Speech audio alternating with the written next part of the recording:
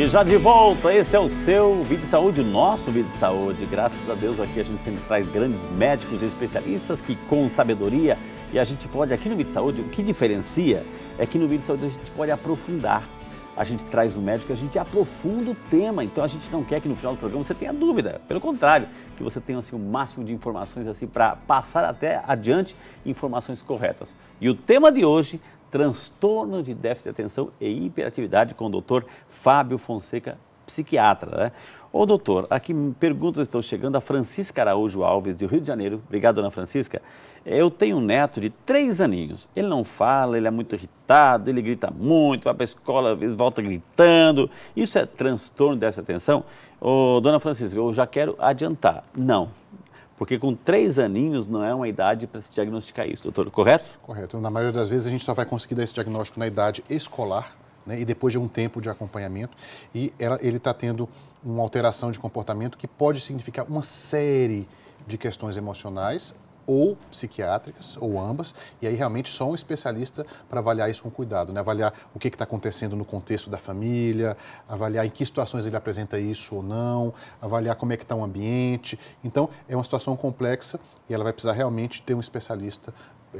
A minha sugestão, a primeira conversa tem que ser com um pediatra. Um bom pediatra já pode começar a encaminhar o caso do seu neto. Doutora Neide Gabriel, de Ribeirão Preto, São Paulo. Obrigado, dona Neide. Deus abençoe. Um beijo para a senhora. Obrigado por estar conosco.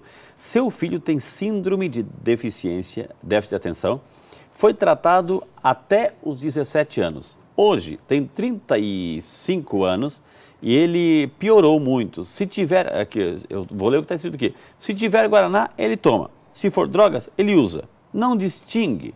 Diz ser uma doença impossível. É verdade? É a Neide, doutor.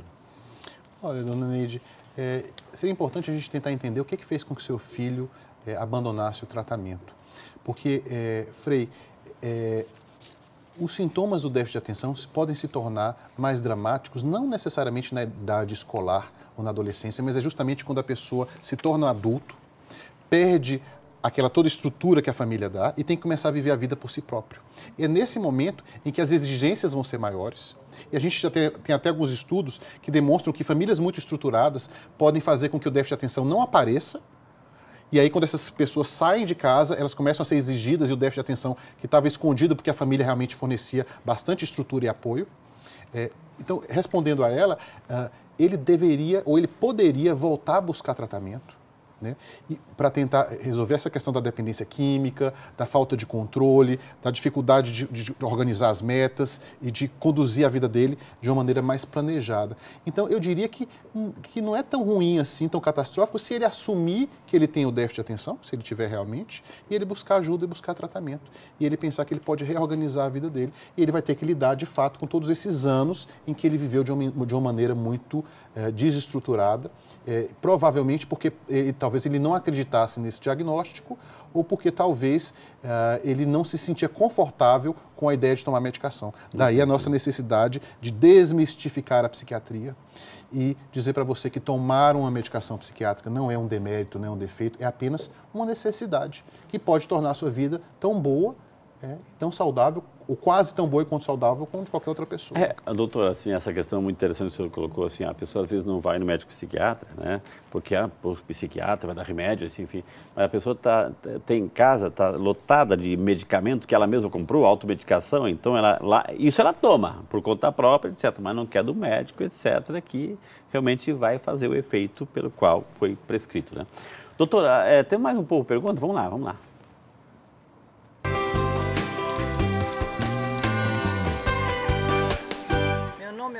Eu queria saber qual a diferença entre TDAH e dislexia.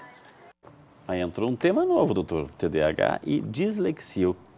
A gente já entendeu. Agora, o que é a dislexia e se tem algum casamento entre as duas? Aí? Tem um casamento muito importante. Em primeiro lugar, o TDAH atrapalha o aprendizado. Então, as crianças com TDAH podem ter dificuldade de se alfabetizar, dificuldade de ler. Elas começam a ler, acham que já entenderam e já pulam. Muitas vezes não conseguem interpretar o texto direito porque elas são tão impulsivas, né, leem o comecinho da palavra e já acham que entendeu tudo. Então, o TDAH muitas vezes traz por si só uma dificuldade de aprendizagem. Já a dislexia é um transtorno específico da aprendizagem, que é um transtorno da leitura.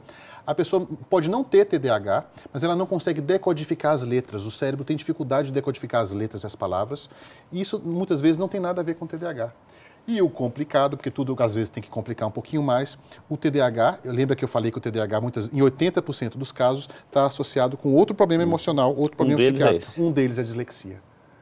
Existe também a descalculia, que são pessoas que não conseguem lidar com números e com matemática, por mais inteligentes que sejam, vão chegar à vida adulta, às vezes, com dificuldade de dar troco, de fazer cálculos simples, isso se chama descalculia. E também um outro tipo de transtorno de aprendizagem que pode estar presente no TDAH também. É a pergunta do João aqui, o João Moliano Filho, de Santo André. Obrigado, João. Eu acho que respondeu aqui, ó. Meu neto é muito inteligente, porém, quando o assunto não é o interesse dele, não consegue entender. Por exemplo, quando era criança, ele já desmontava e montava computadores. Mas se você faz uma pergunta simples como adição e multiplicação, muito simples, ele não consegue responder. É isso, doutor? Pode ser uma série de coisas. Pode ser um TDAH, pode ser uma descalculia. A gente tem que avaliar o que está acontecendo. Porque ele disse que o neto dele é movido pelo que interessa. É movido pelo que dá satisfação e retorno imediato. Essa é uma característica das pessoas que têm TDAH, né? E não é por intenção. É só porque o cérebro dela só responde para aquilo que o ativa imediatamente. Então, pode ser TDAH, pode ser descalculia, e a gente precisaria avaliar com mais cuidado. Doutor, aqui, o Sebastião Teixeira de Campinas. Obrigado, Sebastião. Tenho 70 anos e gostaria de saber se aos 70 anos, se a pessoa tem déficit de atenção, pode melhorar ou pode, assim, ele fala se curar. Não digo se curar, mas pode, com 70 anos. Tem algo a fazer com 70 anos, doutor? Então, Frei, aí a gente vai entrar naquela questão de que, assim, a gente vai ver o quanto... vamos supor que ele tenha déficit de atenção desde sempre, que o déficit de atenção precisa estar sempre presente, né? Porque a gente sabe que alguém com 70 anos vai ter um declínio cognitivo, um declínio da memória e da concentração próprio da idade. Vamos supor que a gente não esteja falando disso.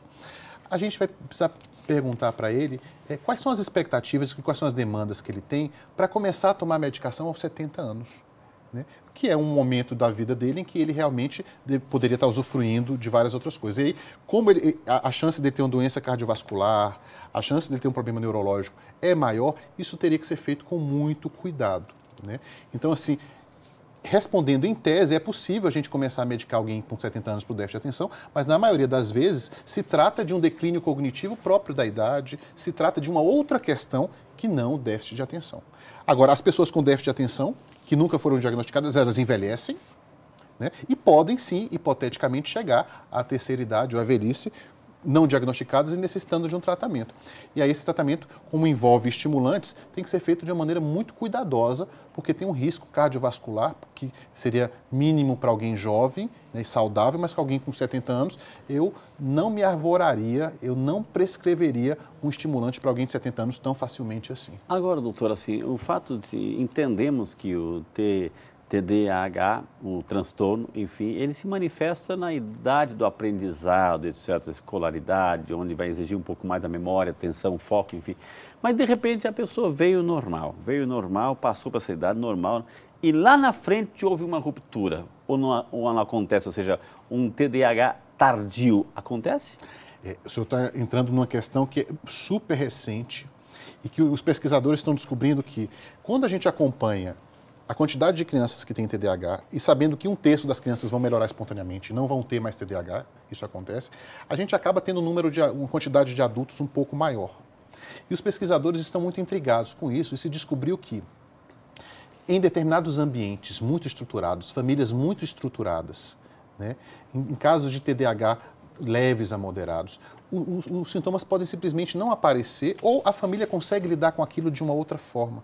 E aí, quando essas pessoas saem de casa aos 18 anos, os sintomas se tornam evidentes. É porque o TDAH passou a existir após os 18 anos? Não. É porque a família provia toda a estrutura que aquela pessoa precisava e quando ela sai daquele contexto, os sintomas que antes não estavam evidentes se manifestam. Porque o TDAH, o gatilho do TDAH é a exigência.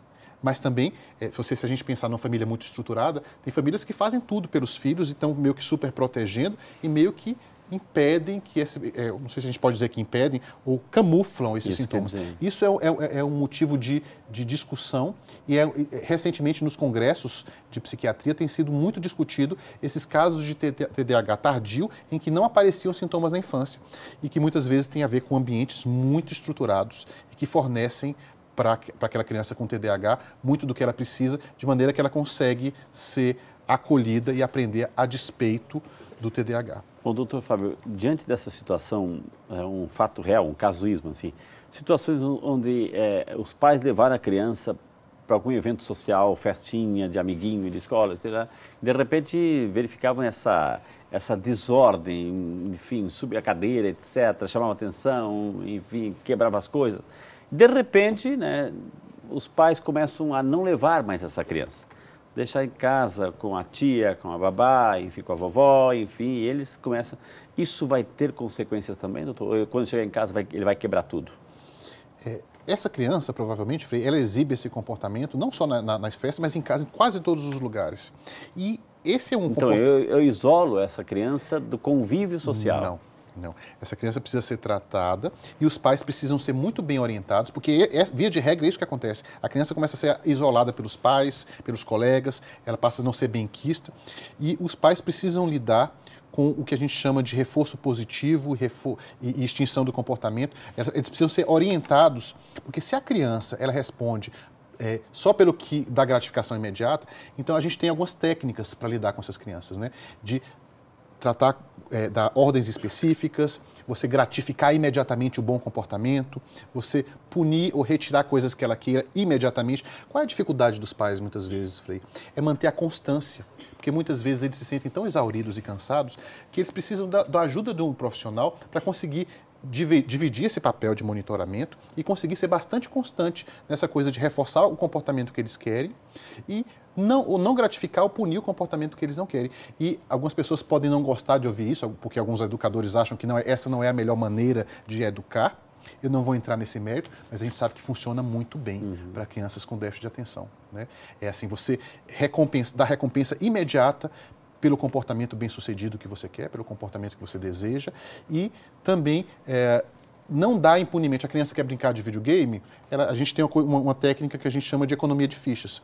Se você tiver realizado tantas atividades, cada atividade vai significar X horas de videogame.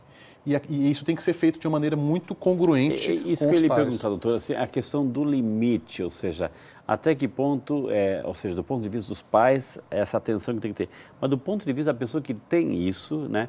Mas de repente ela aprendeu, doutor, ela aprendeu a conviver na situação e pegar algumas artimanhas para conseguir o que ela quer. Isso. Como, não, coitadinho, então ele tem TDAH, então tem que deixar livre e fazer o que quer, etc. Não é assim. Como é que lidar com essa situação? É muito difícil, Frei, porque eu me compadeço e tenho muita empatia pelos pais de crianças com TDAH e crianças muito agitadas, porque é muito difícil.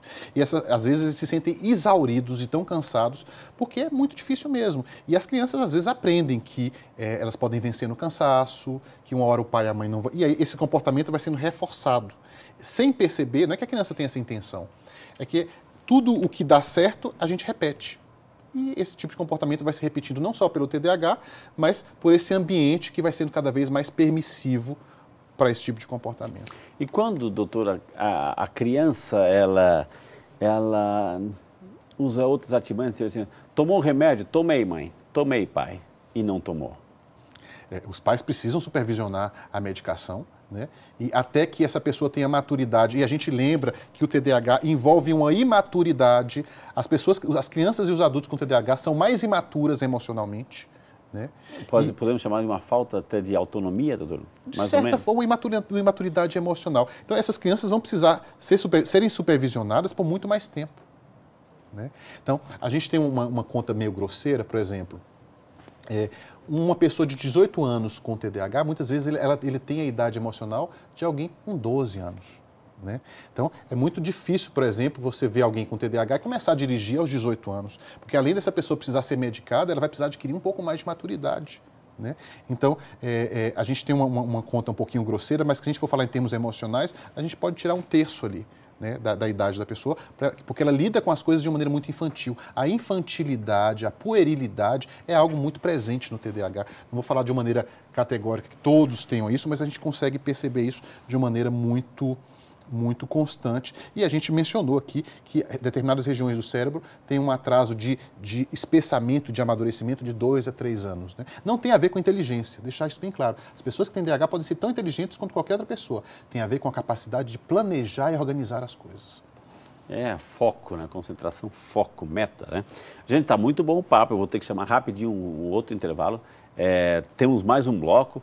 É aquele momento em que o Dr. Fábio vai dar aquele momento que a gente vai pegar a caneta e anotar, porque é a síntese final para a gente memorizar e guardar as informações aí no coração. Então, tudo isso e muito mais no próximo bloco, é claro, com o nosso momento de oração. Não sai daí, Vida e Saúde volta já, só para você.